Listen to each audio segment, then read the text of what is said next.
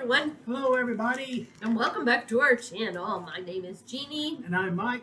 And we are Thrifting with MJ Beans. We are full-time resellers. And today we're going to do a little bit different kind of video. We are going to give some tips because we have done this for how long?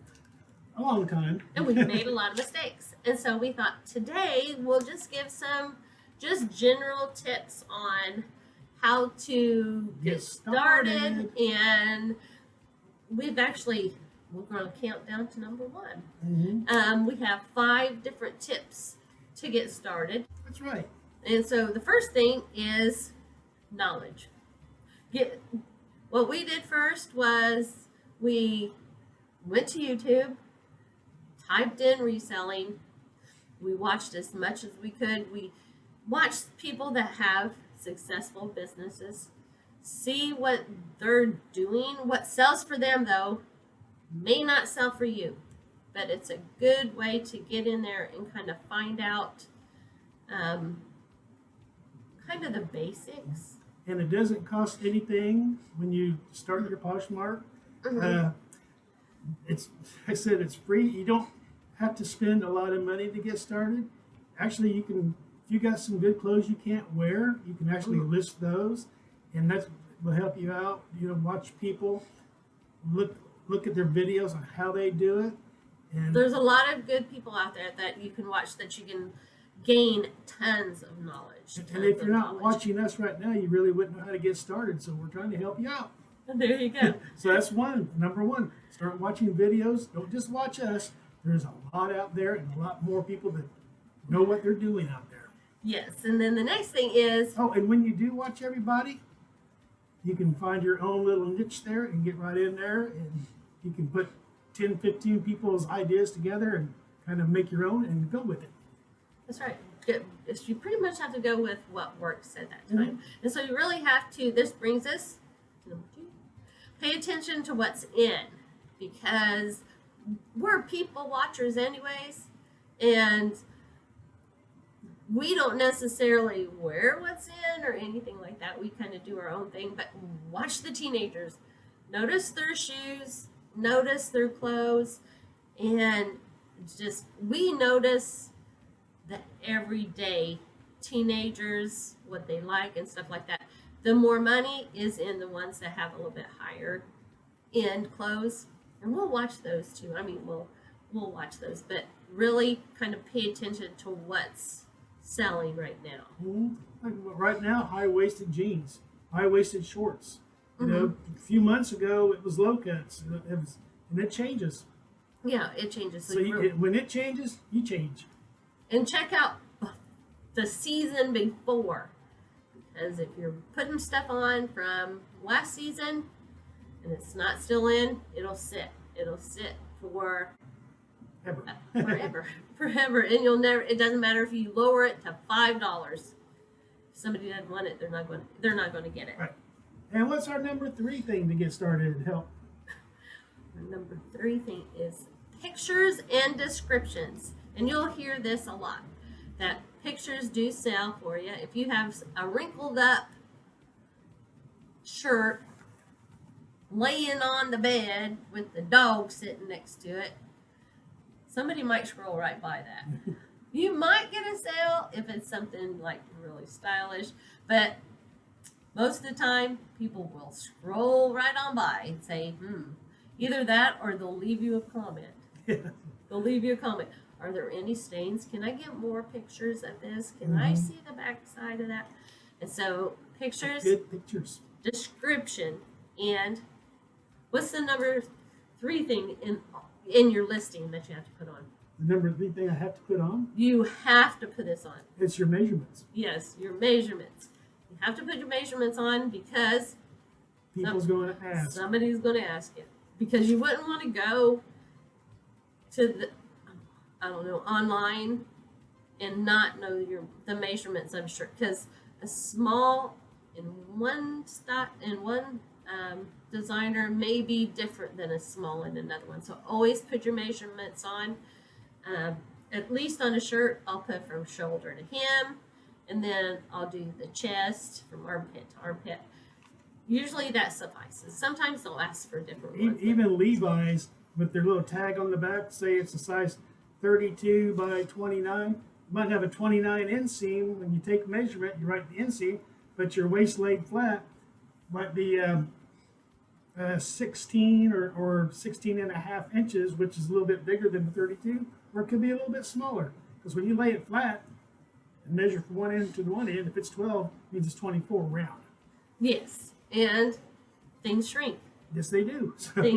Things shrink, so you really have to, especially if you're doing resale, if you're doing stuff that's already been washed or stretched out from somebody, just put the measurements on. And I've actually done a measurement, wonderful pair of blue jeans, measured them.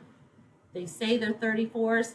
They measured like 29. Somebody had altered them, and they were altered very well. You really couldn't see it that they were altered, but if I had not measured them, I would have just put them on for whatever the size said on it. And they would have been sending them right back. Yeah, so make sure you always put the measurements. And on your pictures, even, just thinking about getting started, go to some people that's selling things and see what they got on. Take a look at their pictures and say, oh, them look really nice how they posted them. Go to 3 or 4 different places, 3 or 4 different people. Look at their pictures, how they post them. Yeah, see what looks attractive to you, or some people stage them, stuff like that. But it just depends on how you like to do it. But just make sure they look nice. Yeah, just make sure they definitely show. And if you have any flaws, make sure you put that in the description also. That's all.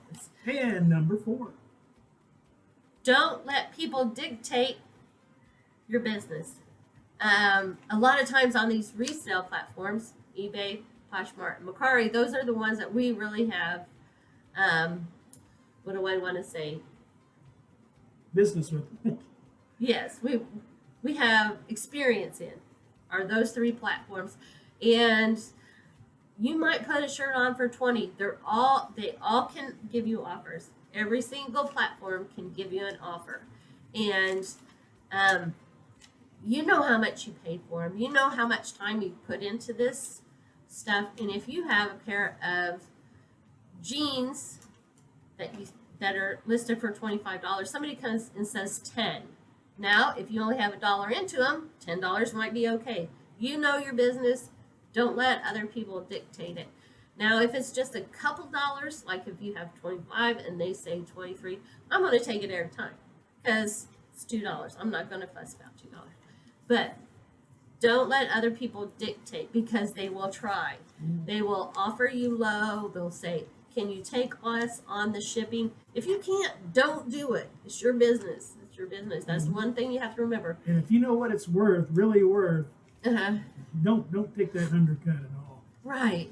Now, if you're hiked it up real far, then, people do know. Most people know what it's worth, but there's always those ones that want to say, $5 for a $30 shirt. Yeah, please give it to me. Well, it took $5 to go to the store and buy it. You know what I mean? $15 now when you pay for gas. That's right. We bring gas up a lot in these last couple. Okay, and then number 1. Well, number 5. I don't know how to count. Drum roll. Check your comps. No matter if you do clothes or you do anything else, always go on and check your comps. You can check and see what they're selling for. Doesn't make a difference. Making sure you go on and see what they sold for, because you can put something on for $50, but if people are buying them at 10, you're going to sell them for 10. So make sure you check your comps, and you learn a lot of different brands. We've learned a lot of different brands that are like higher end brands doing it that way, that we look at it and say, oh, this looks like it might be something. And we've looked it up. Oh, it is something. That is something. And or it goes the other way around too. You say, oh, look at this. This is so cool. And I'm sorry. I have to say, put it back, because it's only worth $2. And also on Poshmark, I know we're talking clothes the whole time, but you can sell pretty much anything. You can sell a lot of home goods. You can sell razors. You can sell just about anything on Poshmark now. And if you can't, they will let you know. And you can sell any glassware on Poshmark, but they won't cover if it's broken in the mail. That's right. You just have to make sure you learn how to package. And there's a lot of good videos out there too about packaging and the shipping and everything and making sure that it's safe. I got a rule: if it rattles, it don't go. I make sure nothing rattles when I pack anything. Do you put glass in a poly bag? Heck no. Some people do. Some people do. Anyways, whatever works for your business. Remember, it's your business, and these are just 5 tips. And if you do know your fashions really well, you'll do really good in fashions. Yes, you will. Like I said, and you don't have to go to these big name stores to buy it. You can find these things at what's the one you go to buy the clothes? Goodwill bins. Well, besides the Goodwill bins, you can find some good stuff, especially when you get started. You don't have bunches of money to Plato's put in it. Closet. You can go to Plato's Closet. But make sure you check them comps before you buy a pair of Uggs there for $30 and they're only comping for $35. Right. Same way with like TJ Maxx, any of the outlet stores. If you want to go new stuff, go to there, but make sure you comp them. When we started, everything was used and stuff we could find the cheapest, and we worked up. Now we get a lot of new things through 6 p.m. and we get up a lot of new things, mouse flies and everything. You really kind of do have to do your homework because you can't just go and get some whatever name and put it on, and it's been 10 years ago somebody's worn it. Just like any other business, you buy low and sell a little higher. That's Make right. a profit. Make a profit. Okay, I hope that you enjoyed this 5 tips, and A little bit of information there. yeah, make sure you. And if you want to get started on Poshmark, you just go, how do you do that? You get on the computer? You can do it on the computer. You can even do it on your phone. Easy enough that you can get the app. You do it on your phone. You can do all of those from your phone. There's a Poshmark app you can get. There's Poshmark app. There's Mercari app. There's eBay app. Like I said, those are the 3 main ones that we do, and so we really can't tell you a whole lot about the other ones because we probably gave you bad advice. But thanks for watching. Thanks for making it this far. Make sure you hit the subscribe button if you're not subscribed. And if you are, and do have a question later on and want to get started in this, I think we do have comments where you can comment. We do. Make sure you make a comment. And we can get back in touch with you somehow. Give us a thumbs up. Hit the notification bell so you don't miss anything. And if it's your first time watching this and you got some friends out there that want to kind of do this, don't forget to tell your friends to watch us too. Thank you very much. Bye-bye. Bye. Good luck.